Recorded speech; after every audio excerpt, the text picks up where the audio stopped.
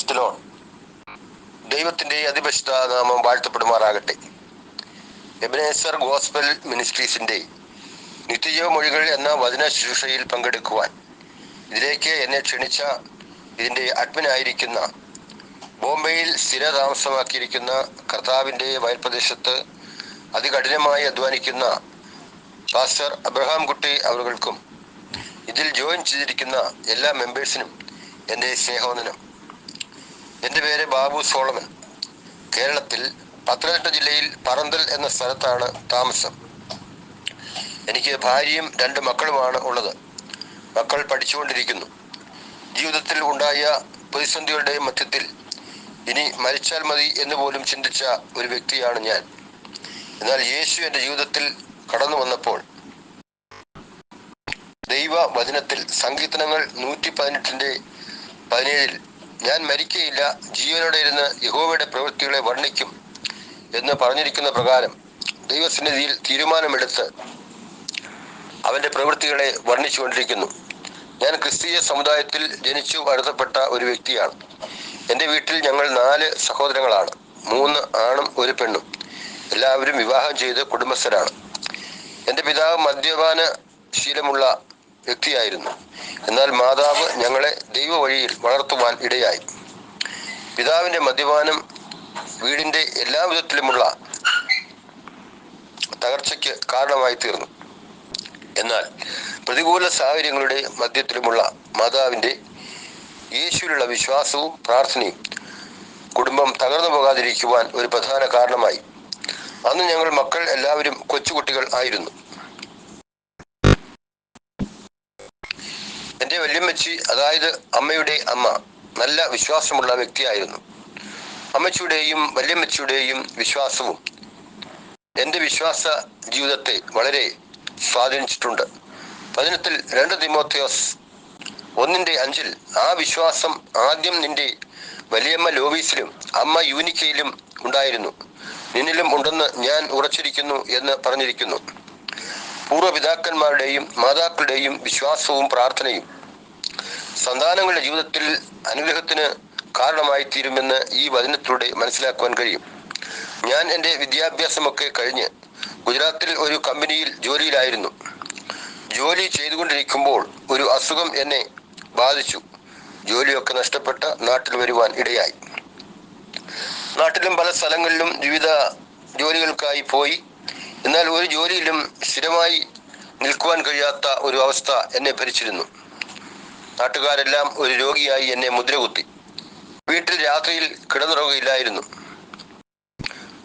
പകലും കൂടുതൽ സമയം വീട്ടിൽ ചിലവഴിക്കില്ലായിരുന്നു. നാട്ടിൽ ആരോടും കൂടുതൽ സംസർഗമില്ലായിരുന്നു. ഒന്നുകിൽ വീട്ടിൽ ഒറ്റയ്ക്കിരുന്നോ കിടന്നോ സമയം ചിലവഴിക്കും, അല്ലെങ്കിൽ വീട് വിട്ട് ദൂരെ എവിടെയെങ്കിലും പോകും. രാത്രിയിൽ വീട് വിട്ടിറങ്ങി റെയിൽവേ സ്റ്റേഷനിലും ബസ് സ്റ്റോപ്പിലും കടത്തിണ്ണയിലും സ്കൂൾ വരാന്തയിലും ഒക്കെ ഉറങ്ങി ദിവസങ്ങൾ തള്ളി നീക്കി. ശാരീരികവും മാനസികവുമായി തകർന്ന ഞാൻ ലഹരിക്ക് അടിമയായി. തമാക്ക്, പാൻപരാഗ്, ഗണേഷ്, ശംഭു, ഉംദ, ഹാൻസ് തുടങ്ങിയ ലഹരി വസ്തുക്കൾ സ്ഥിരമായി ഉപയോഗിക്കുവാൻ തുടങ്ങി. ഇവയില്ലാതെ എനിക്ക് ഒരു ദിവസം പോലും കഴിയുവാൻ സാധിച്ചിരുന്നില്ല. മദ്യപിക്കുവാനും ഇടയായി തീർന്നിട്ടുണ്ട്. തമ്പാക്ക് ബാബു, ശംഭു വളിയൻ എന്നൊക്കെ കൂട്ടുകാർ എന്നെ കളിയാക്കാൻ തുടങ്ങി. ഒരിക്കൽ ഞാൻ വീട്ടിൽ ആയിരിക്കുമ്പോൾ ശരീരം തളർന്ന് താഴെ വീണ് ഹോസ്പിറ്റലിൽ കൊണ്ടുചെന്നപ്പോൾ ടെസ്റ്റുകളൊക്കെ ചെയ്തിട്ട് ഡോക്ടർ ചോദിച്ചു, ലഹരി വസ്തുക്കൾ വല്ലതും ഉപയോഗിക്കുമോ എന്ന്. അതേ എന്ന് ഞാൻ പറഞ്ഞു. ഇനി അത് ഉപയോഗിക്കരുത് എന്ന് പറഞ്ഞു. തമ്പാക്ക് വിൽക്കുന്ന കടക്കാരൻ പറഞ്ഞു, നിങ്ങൾ ഇത് ഉപയോഗിച്ച് നശിക്കരുതെന്ന്. എന്നാൽ ആരുടെയും ഉപദേശത്തിന് അനുസരണമായി എനിക്ക് അതിൽ നിന്ന് മോചനം നേടുവാൻ സാധിച്ചില്ല. എന്നാൽ യേശുവിന് വേണ്ടി സമർപ്പിച്ച് പ്രാർത്ഥിച്ചപ്പോൾ അതിൽ നിന്ന് മോചനം നേടുവാൻ ദൈവം സഹായിച്ചു. തിരുവചനത്തിൽ ആവർത്തനം 1:17 പറയുന്നു, നിങ്ങൾക്ക് അധികം പ്രയാസമുള്ള കാര്യം എൻ്റെ അടുക്കൽ കൊണ്ടുവരുവീൻ, അത് ഞാൻ തീർക്കും. ഞാൻ യേശുവിലൂടെ ഒരു പുതിയ സൃഷ്ടി ആകാതിരുന്നെങ്കിൽ ലഹരിക്ക് അടിമയായി ഒരു നിത്യരോഗിയായി തീർന്നേനെ. ചെറുപ്രായം മുതലേ ഞാൻ ഭൂമിയിൽ നിന്നും മാറ്റപ്പെടേണ്ട ഒരു വ്യക്തിയായിരുന്നു. മോശയെ പോലെ ചെറുപ്രായത്തിലെ ദൈവം എന്നെ മരണത്തിൽ നിന്ന് രക്ഷിച്ചതാണെന്ന് വിശ്വസിക്കുന്നു. എനിക്ക് 5 വയസ്സിൽ താഴെ പ്രായമുള്ള സമയത്ത് ഞാൻ വെള്ളത്തിൽ നിന്ന് വലിച്ചെടുക്കപ്പെട്ട രീതിയിൽ വെള്ളത്തിൽ വീണ് മരിക്കേണ്ട സ്ഥാനത്ത് കർത്താവ് എന്നെ രക്ഷിച്ചതാണ്. പാമ്പ് കടിയിൽ നിന്ന് ദൈവം രക്ഷിച്ചു. റെയിൽവേ ട്രാക്കിലൂടെ നടന്നു പോകുമ്പോൾ ട്രെയിൻ ഇടിച്ച് മരിക്കേണ്ടതായിരുന്നു. കണ്ടുനിന്നവർ വിളിച്ചു പറഞ്ഞതുകൊണ്ടാണ് രക്ഷപ്പെട്ടത്. 17 വയസ്സുള്ളപ്പോൾ മരത്തിൽ നിന്ന് വീണ് 3 വാരിയിൽ ഒടിഞ്ഞ് മരിക്കേണ്ടതായിരുന്നു. തിരുവനന്തപുരത്ത് നിന്നും കോട്ടയത്തേക്കുള്ളതായ റൂട്ടിൽ MC റോഡിൽ വെച്ച് കാലിടിച്ച് മരിക്കേണ്ടതായിരുന്നു. സങ്കീർത്തനം 68:20 പറയുന്നു, മരണത്തിൽ നിന്നുള്ള നീക്കുപോക്കുകൾ കർത്താവായ യഹോവയ്ക്കുള്ളത് തന്നെ. ലഹരിക്ക് അടിമപ്പെട്ട് ജോലിയും നഷ്ടമായി, സാമ്പത്തികവും നഷ്ടമായി, ഇനി നാട് വിട്ടുപോയി എവിടെയെങ്കിലും ചെന്ന് മരിച്ചാലും വേണ്ടില്ല എന്ന് വിചാരിച്ച് അടൂരിൽ നിന്നും ചെങ്ങന്നൂരിലേക്ക് നടന്നു. ബസ് ടിക്കറ്റിന് പോലും പൈസ ഇല്ലായിരുന്നതുകൊണ്ടാണ് നടന്നുപോയത്. ചെങ്ങന്നൂർ റെയിൽവേ സ്റ്റേഷനിലെത്തി വടക്കോട്ട് ട്രെയിൻ കാത്തുനിന്നു. എന്നാൽ ട്രെയിൻ വരാൻ ലേറ്റായപ്പോൾ തിരിച്ച് വീട്ടിലേക്ക് മടങ്ങിപ്പോരാമെന്ന് തീരുമാനിച്ചു. ദൈവമാണ് അങ്ങനെ ഒരു തീരുമാനം എടുക്കുവാൻ പ്രേരിപ്പിച്ചത് എന്ന് ഞാൻ കരുതുന്നു. പിന്നീട് നാട്ടിൽ ഒരു ഹോസ്പിറ്റലിൽ എന്നെ ചികിത്സിക്കുവാനിടയായി. അനേകം മെഡിസിനൊക്കെ ഉപയോഗിച്ചെങ്കിലും ട്രീറ്റ്മെന്റിൽ ഒന്നും എനിക്ക് ഒരു മാറ്റവും ഉണ്ടായില്ല. അവസാനം മരുന്നുകളൊക്കെ ഞാൻ എടുത്തെറിഞ്ഞു കളഞ്ഞു. നിരാശനായി ദിവസങ്ങൾ തള്ളി നീക്കുമ്പോൾ, പ്രാർത്ഥിച്ചുകൊണ്ടിരിക്കുമ്പോഴും ഉറക്കത്തിൽ ആയിരിക്കുമ്പോഴും വചനങ്ങളിലൂടെയും ദർശനങ്ങളിലൂടെയും ദൈവം എന്നോട് ഇടപെടുവാൻ തുടങ്ങി. മത്തായി 19:26 അത് മനുഷ്യർക്ക് അസാധ്യം, എങ്കിലും ദൈവത്തിന് സകലവും സാധ്യം. യെശയ്യാവ് 41:10 നീ ഭയപ്പെടേണ്ട, ഞാൻ നിന്നോട് കൂടെ ഉണ്ട്. ഭ്രമിച്ചു നോക്കേണ്ട, ഞാൻ നിന്റെ ദൈവമാകുന്നു. ഞാൻ നിന്നെ ശക്തീകരിക്കും, ഞാൻ നിന്നെ സഹായിക്കും. എന്റെ നീതിയുള്ള വലം കൈകൊണ്ട് ഞാൻ നിന്നെ താങ്ങും. മർക്കോസ് 1:2 ഞാൻ നിനക്ക് മുമ്പായി എന്റെ ദൂതനെ അയക്കുന്നു, അവൻ നിനക്ക് മുമ്പിൽ നിനക്ക് വഴിയൊരുക്കും. ഹബക്കൂക്ക് 2:3 ദർശനത്തിന് ഒരവധി വച്ചിരിക്കുന്നു, അത് സമാപ്തിയിലേക്ക് എത്തുവാൻ വെമ്പൽ കൊള്ളുന്നു. അത് വരും, നിശ്ചയം താമസിക്കുകയില്ല, അതിനായി കാത്തിരിക്കാം. യെശയ്യാവ് 53:5 അവന്റെ അടിപ്പിണരാൽ നമുക്ക് സൗഖ്യം വന്നുമിരിക്കുന്നു. സങ്കീർത്തനം 20:7 ചിലർ രഥങ്ങളിലും ചിലർ കുതിരകളിലും ആശ്രയിക്കുന്നു, ഞങ്ങളോ ഞങ്ങളുടെ ദൈവമായ യഹോവയുടെ നാമത്തെ കീർത്തിക്കും. സങ്കീർത്തനം 4:7 ധാന്യവും വീഞ്ഞും വർദ്ധിച്ചപ്പോൾ അവർക്കുണ്ടായതിലും അധികം സന്തോഷം നീ എൻ്റെ ഹൃദയത്തിൽ നൽകിയിരിക്കുന്നു. തുടങ്ങിയ വചനങ്ങൾ ഉറക്കത്തിൽ ആയിരിക്കുമ്പോഴും പ്രാർത്ഥിച്ചുകൊണ്ടിരിക്കുമ്പോഴും ദൈവം എന്നെ കാണിക്കുവാനിടയായി. അപ്പോൾ തന്നെ യേശുവിൻ്റെ സ്വർഗാരോഹണവും 2ാം വരവും ദർശനത്തിലൂടെ കാണിച്ചു. ദൈവവചനം പറയുന്നു, തൻ്റെ പ്രിയനോ അവൻ അത് ഉറക്കത്തിൽ കൊടുക്കുന്നു. അങ്ങനെ ഈ ദർശനങ്ങളും വെളിപ്പാടുകളും ദൈവവചനങ്ങളും ദൈവത്തോട് കൂടുതൽ അടുക്കുവാൻ കാരണമായി. എല്ലാ പ്രതീക്ഷകളും നഷ്ടപ്പെട്ട് രോഗത്തിന്റെ അവസ്ഥയിൽ നിരാശനായിരിക്കുമ്പോൾ ഒരു ട്രാക്റ്റ് എനിക്ക് ലഭിക്കുവാൻ ഇടയായി. കുടുംബത്തിന് വേണ്ടിയുള്ള ദൈവവചനം എന്നായിരുന്നു ആ ട്രാക്റ്റിന്റെ പേര്. അടൂരിലുള്ള ഒരു ക്രിസ്ത്യൻ കൗൺസിലിംഗ് സെന്ററിൻ്റെതായിരുന്നു അതിലുള്ള അഡ്രസ്. നിങ്ങളുടെ സാക്ഷ്യവും പ്രശ്നങ്ങളും അറിയിച്ചാൽ ഞങ്ങൾ നിങ്ങൾക്ക് വേണ്ടി പ്രാർത്ഥിക്കാം എന്ന് അവർ അറിയിച്ചത് പ്രകാരം എൻ്റെ സാക്ഷ്യവും പ്രശ്നങ്ങളും അവരെ അറിയിച്ചു. അങ്ങനെ ആ സ്ഥാപനത്തിലുള്ള ഒരു സാർ അടൂരിലുള്ള ഒരു ബൈബിൾ കോളേജിൽ എനിക്ക് വചനം പഠിക്കുവാൻ അവസരം ഉണ്ടാക്കി തന്നു. അതിനുശേഷം ഡൽഹിയിലുള്ള ഒരു ബൈബിൾ കോളേജിലും വചനം പഠിച്ചു. ഒരു ട്രാക്റ്റിലൂടെ കർത്താവിനെ കൂടുതൽ അറിയുവാൻ ഇടയായതുകൊണ്ട് ട്രാക്റ്റ് ഡിസ്ട്രിബ്യൂഷൻ ഇപ്പോൾ കർത്താവിൻ്റെ വേലയിൽ ട്രാക്റ്റ് ഡിസ്ട്രിബ്യൂഷൻ കൂടി ഞാൻ ചെയ്യുന്നുണ്ട്. മദ്യം ഉപയോഗിക്കുന്ന ശീലമുള്ള എൻ്റെ പിതാവ് മദ്യപാനം നിർത്തുകയും രക്ഷിക്കപ്പെട്ട് സ്നാനപ്പെട്ട് പെന്തക്കോസ്ത് വിശ്വാസത്തിൽ കടന്നു വരുവാനും ഇടയായി.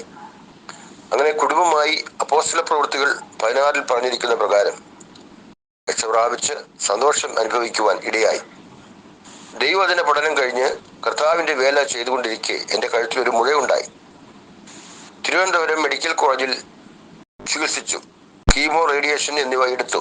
എന്നാൽ സൗഖ്യം ലഭിച്ചില്ല. മുഴയുമായി തന്നെ കർത്താവിൻ്റെ വേല ചെയ്തുകൊണ്ടിരുന്നു. അസുഖമാണെന്ന് വിചാരിച്ച് കർത്താവിൻ്റെ വേല ചെയ്യാതിരുന്നില്ല. സങ്കീർത്തനം 34:1 പറയുന്നു, ഞാൻ യഹോവയെ എല്ലാ കാലത്തും വാഴ്ത്തും, അവന്റെ സ്തുതി എപ്പോഴും എൻ്റെ നാവിന്മേൽ ഇരിക്കും. പൗലോസിന് രോഗമുള്ളപ്പോൾ കർത്താവിൻ്റെ വേല ചെയ്തു. കർത്താവ് അവനോട് പറഞ്ഞത് എൻ്റെ കൃപ നിനക്ക് മതി എന്നാണ്. വിശ്വാസത്തോടെ രോഗത്തിന്റെ മധ്യത്തിലും കർത്താവിന്റെ വേല ചെയ്തപ്പോൾ കർത്താവ് മുഴയിൽ നിന്ന് എനിക്ക് വിടുതൽ നൽകുവാൻ ഇടയായി. പ്രാർത്ഥനയിലൂടെ സർജറി ചെയ്യാതെ ദൈവം സൗഖ്യം തന്നു. കണ്ടവർക്കൊക്കെ അത്ഭുതമായി. നിങ്ങൾ വേറെ മരുന്ന് വല്ലതും കഴിച്ചോ എന്ന് ചികിത്സിച്ചുകൊണ്ടിരുന്ന ഡോക്ടർ ചോദിച്ചു. ഒരു ഡോക്ടർ പറഞ്ഞത്, ഞങ്ങൾ പഠിച്ച വൈദ്യശാസ്ത്രം വെച്ച് നോക്കുമ്പോൾ ഈ മുഴ സർജറി കൂടാതെ മാറുകയില്ല എന്നാണ്. സങ്കീർത്തനം 118:23 പറയുന്നു, ഇത് യഹോവയാൽ സംഭവിച്ചു, നമ്മുടെ ദൃഷ്ടിയിൽ ആശ്ചര്യമായിരിക്കുന്നു. മുമ്പ് ഹാർവസ്റ്റ് ടിവിയിൽ രോഗസൗഖ്യത്തിന്റെ സാക്ഷ്യം അറിയിച്ചിട്ടുണ്ട്. ചികിത്സയിലായിരിക്കുമ്പോൾ ഡോക്ടർ ചോദിച്ചു, എന്താണ് നിങ്ങളുടെ ജോലി എന്ന്. ഞാൻ പറഞ്ഞു, സുവിശേഷ വേലയാണെന്ന്. അപ്പോൾ പാസ്റ്റർ ആണല്ലേ, പ്രസംഗിക്കുമ്പോഴും പാടുമ്പോഴും ഒക്കെ നിങ്ങൾ വലിയ ശബ്ദമൊക്കെ ഉണ്ടാക്കുമല്ലോ, അപ്രകാരമൊന്നും ഇനി ചെയ്യരുതെന്ന് പറഞ്ഞു.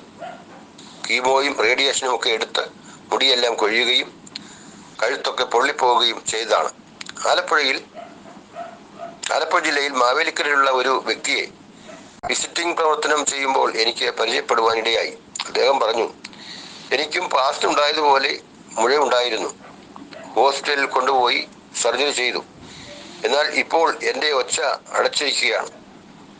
സംസാരിക്കുമ്പോൾ ശബ്ദം ശരിയായി പുറത്തേക്ക് വരുന്നില്ല എന്ന് പറഞ്ഞു.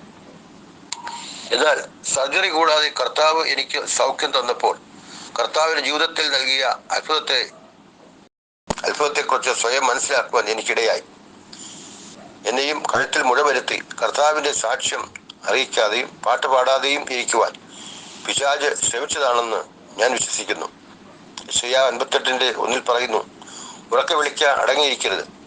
കഴുത്തിൽ മുഴയിട്ട് എന്നെ ദൈവിക പദ്ധതിയിൽ നിന്ന് അകറ്റിക്കളയുവാൻ ശ്രമിച്ച സാത്താന്റെ തന്ത്രം പരാജയപ്പെട്ടു. വചനം പറയുന്നു, സാത്താന്റെ തന്ത്രങ്ങളെ നിങ്ങൾ അറിയാത്തവരല്ലല്ലോ. മുഴയിൽ നിന്ന് കർത്താവ് എന്നെ വിടുവിച്ച സാക്ഷ്യം കേട്ട് പലരും പ്രാർത്ഥന ആവശ്യപ്പെടുകയും ചിലർക്ക് സൗഖ്യം ലഭിക്കുവാനും ഇടയായി. തിരുവചനം പറയുന്നു, ദൈവം താൻ സ്നേഹിക്കുന്ന മക്കൾക്ക് സകലതും നന്മയ്ക്ക് കൂടി വ്യാപരിക്കുന്നു.